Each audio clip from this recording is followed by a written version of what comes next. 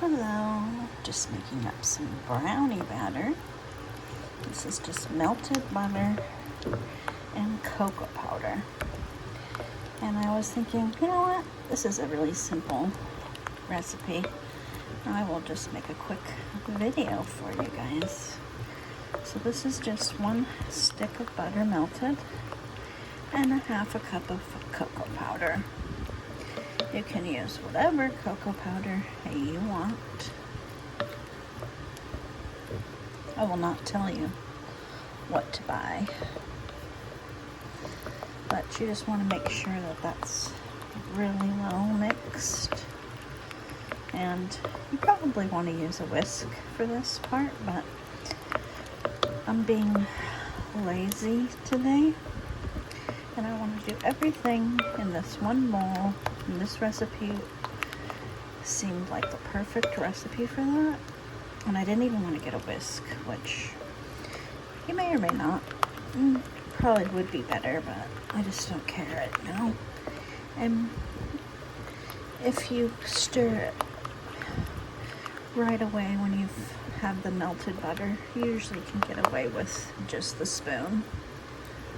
So we're just going to stir it a little extra and try to get out as many lumps as possible.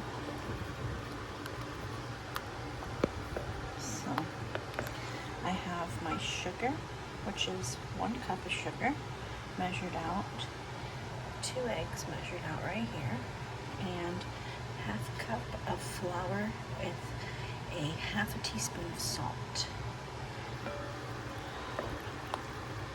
You can decrease the salt or increase, whatever you like. But this chocolate and butter looks nice and dark and rich and smooth. Now the sugar. And I'm just going to dump all of it in.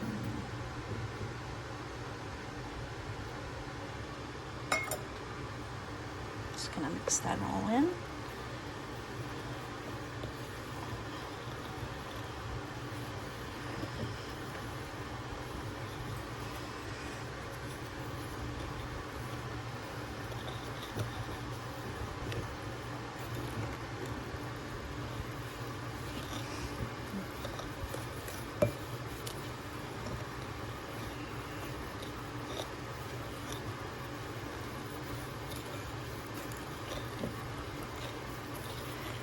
Combined.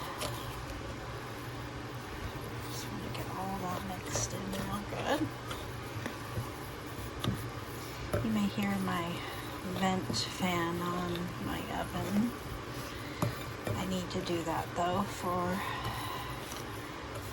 especially for my bird's lungs. She's far away from the kitchen right now, so but have to keep that vent fan on. So there's the sugar and the cocoa and the butter all mixed up. Now we're going to add the egg. I'm going to do it one at a time. You can add vanilla or whatever you want. I'm going to make a peanut butter filling for these brownies. So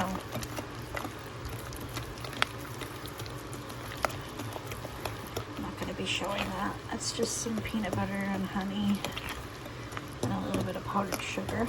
And you just mix that together and then put that as a thin layer in between your brownies. Or you can dot it, whatever you want to do.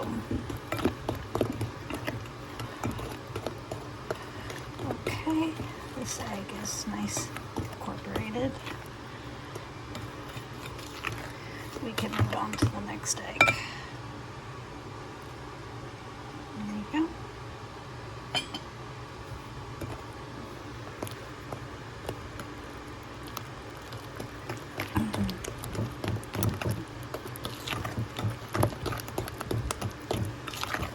It's 2 eggs.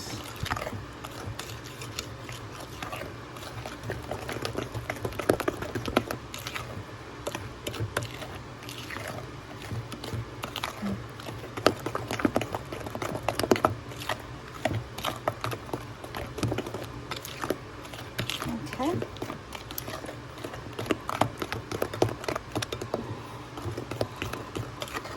That's pretty well mixed.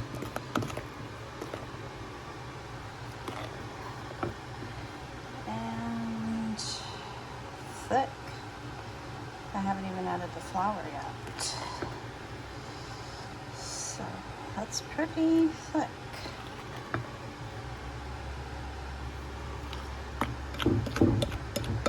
Just gonna scrape down my sides before I add my flour. And give the bottom a little stir. And then I'm just gonna add my flour and salt. Half a cup of flour, half a teaspoon salt. And this I'm not going to incorporate it, but I don't want to over mix it.